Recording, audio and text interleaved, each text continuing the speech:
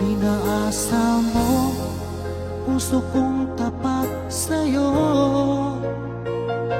Ikaw pala ay salawahan. Bakit bang nagawa mo akong saktan?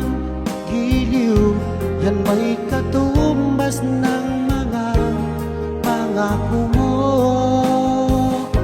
na kailanman di ka magbabago. Sinta, bakit ngayon